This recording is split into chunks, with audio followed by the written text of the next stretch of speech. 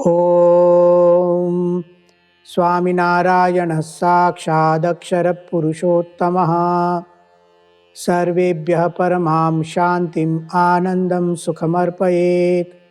वसुदेवसुतं देवं कंसचाणूरमर्दनं देवकी परमानन्दं कृष्णं वन्दे जगद्गुरुम्। ॐ अक्षरमहं पुरुषोत्तमदासोऽस्मि। ओम। भगवान श्री कृष्ण दूसरे अध्याय के 39वें श्लोक में कहते हैं, एषा ते विहिता सांख्ये बुद्धिर्योगे त्विमां शृणु बुद्ध्या युक्तो यया पार्थ कर्मबंधं प्रहास्यसि।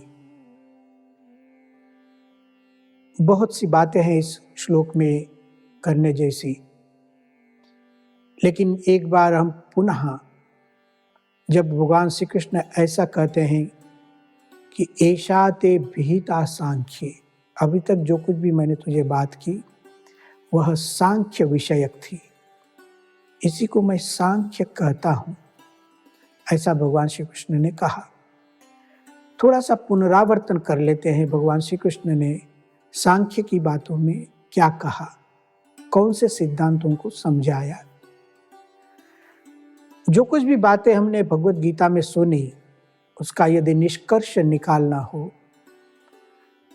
तो श्रीमद् भगवत गीता अभिप्रेत, भगवान श्री कृष्ण के उपदेश में उनको जो अभिप्रेत है वह 3 सिद्धांत हमें दिखते हैं, खासकर सांख्य में से जिसका प्रतिपादन श्रीमद् भगवत गीता में किया गया हो।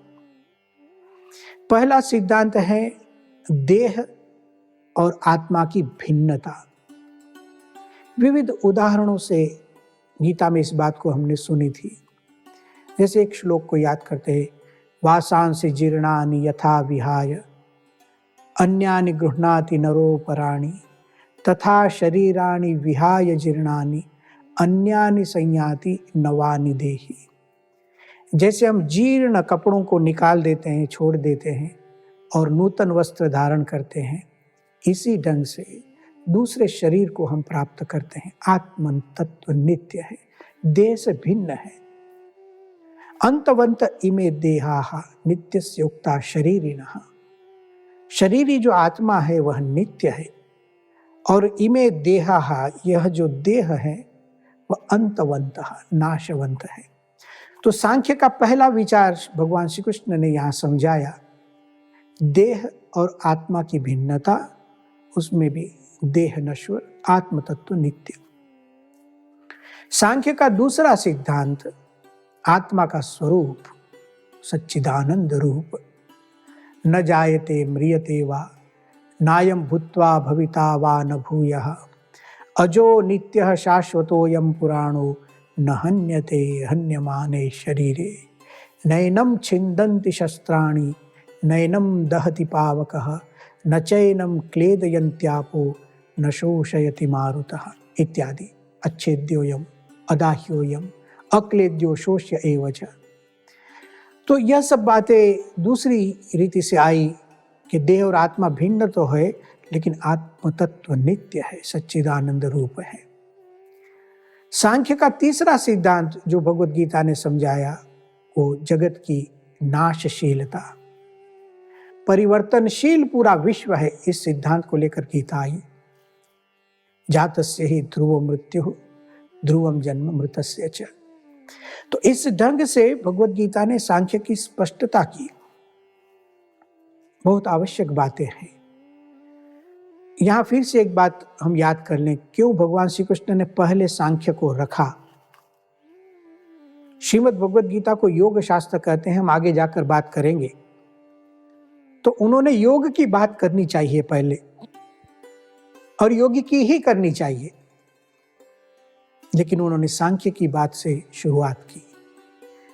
भगवान श्री कृष्ण समझाते हैं, सांख्य का तात्पर्य निकलता है एक विवेक ज्ञान, एक विवेचन होना चाहिए, स्पष्ट रूप से यथार्थ ज्ञान होना चाहिए, जिससे हमारा योग ठीक हो, तो एक सांख्य को डिटैचमेंट के लिए उपयोग में लिया।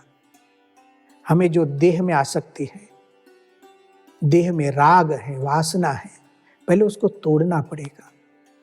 जैसे 15वें अध्याय में भगवान श्री कृष्ण कहेंगे कि ये जो संसार रूपी वृक्ष है, ऊर्ध्वमूलम अधशाखम अश्वत्थम आहुएनम, ये अश्वत्थ संसार रूपी जो वृक्ष है उसको काटना पड़ेगा। असंग शस्त्रेण दृढ़ेन छित्त्वा, अनासक्ति रूप शस्त्र से इस संसार रूपी वृक्ष का छेदन करना ही पड़ेगा। अनासक्ति, वैराग्य, डिटैचमेंट। सांख्य से वैराग्य की दृढ़ता भगवान श्री कृष्ण कराना चाहते हैं। उपयोगी है, कर्तव्य में उपयोगी है, और फिर योग से तो पूर्ण प्राप्ति है। हमारे शास्त्रों में आप देखेंगे तो प्रत्येक शास्त्र में विराग की बात, डिटैचमेंट की बात, कुछ पाने के लिए कुछ छोड़ना ही पड़ता है। यह सनातन सिद्धांत समझाते। जैसे हम उपनिषदों में जाए, क्यों भगवान श्री कृष्ण ने पहले सांख्य की बात की और फिर योग की ओर गए। कठोपनिषद का आख्यान यहां सुनने जैसा है। यम और नचिकेता का आख्यान हम जानते हैं। कठोपनिषद में रोचक कथा आती है। नचिकेता नाम का पुत्र उनके पिता वाजश्रवस